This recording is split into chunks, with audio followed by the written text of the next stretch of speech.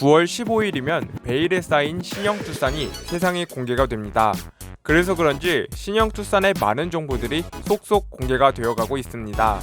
하지만 새로운 소식이 전해져 또다시 큰 화제를 일으키고 있는데요. 대부분의 최신 차량들에는 보편적으로 이것이 옵션으로 적용이 되고 있겠는데, 하지만 이번 신형 투싼은 이것이 적용이 되지 않을 것이라는 소식이 전해져 많은 소비자들의 아쉬움을 주고 있겠습니다.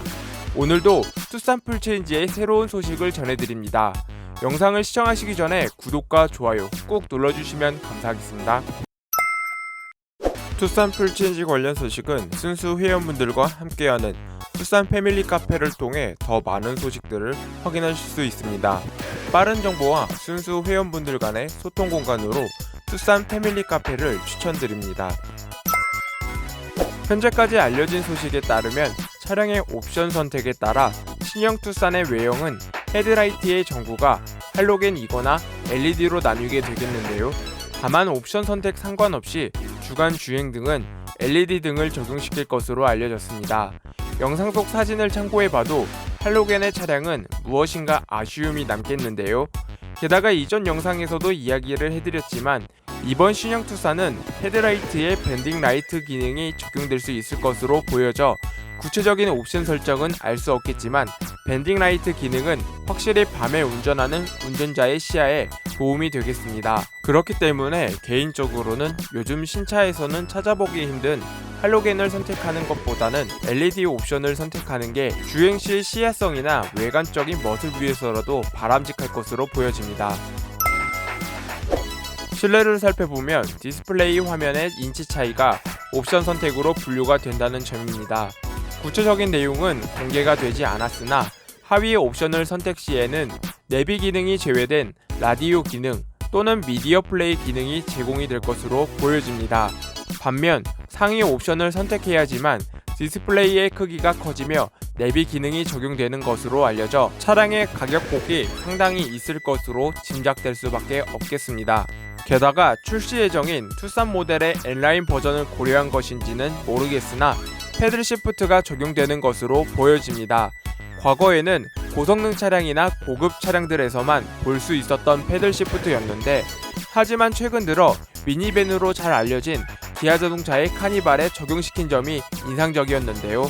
이제는 준준형 SUV인 신형 투싼에도 적용시켜주는 것 같아 더욱 큰 인상을 남기는 것 같습니다. 참고로 패들 시프트는 단순히 장식용이 아닌 스티어링 휠에서 손을 떼지 않은 상태에서 원하는 기어로 수동 조작이 가능한 편리한 기능입니다.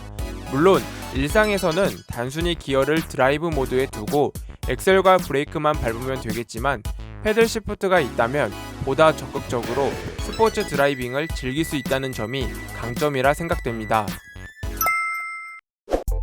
앞서 알려드린 것처럼 옵션을 세분화를 통해 소비자의 선택폭을 상당히 넓힌 것으로 보여지지만, 하지만 이번 신형 투싼은 이것이 적용되지 않을 것이라는 소식이 전해져 많은 소비자분들의 아쉬움을 주고 있겠습니다. 대부분의 최신 차량들에는 보편적으로 이것이 옵션으로 적용이 되고 있겠는데요. 바로 HUD입니다. 차량을 운전하는 데 있어서 과속 단속 카메라를 지나는 상황 속이나 속도를 체크해야 하는 상황 속에서 운전자는 차량의 계기판을 통해 자신의 주행하는 차량의 속도를 체크를 해야 하는데요.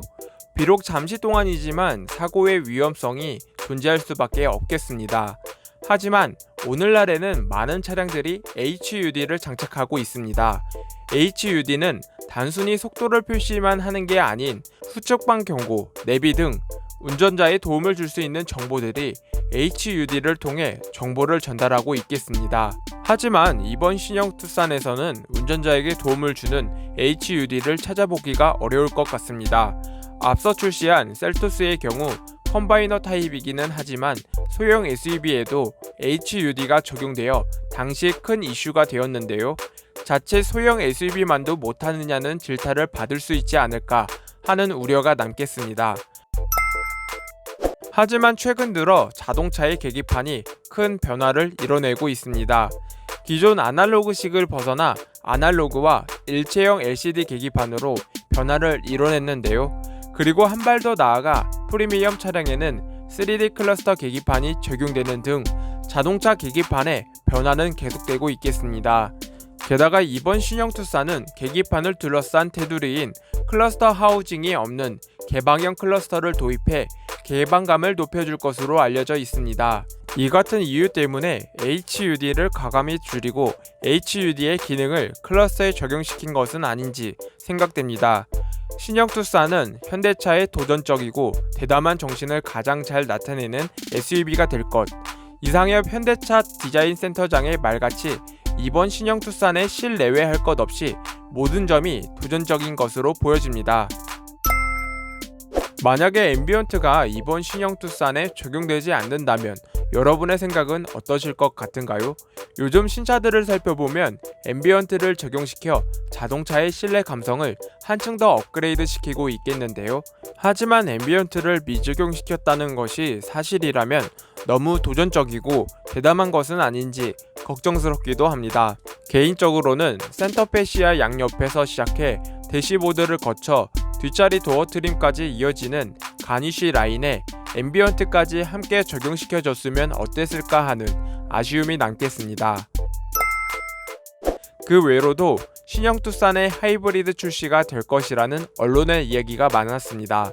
그 밖에 플러그인 하이브리드도 생산 계획이 있음을 투싼 패밀리 카페를 통해 소개가 되었는데요.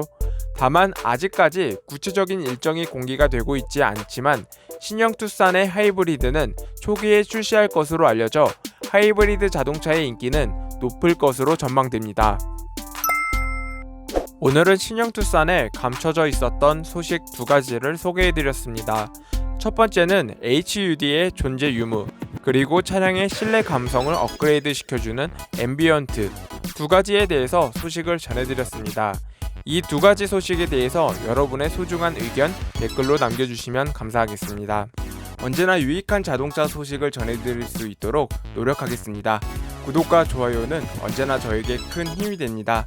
이상 제알람이었습니다. 시청해주셔서 감사합니다.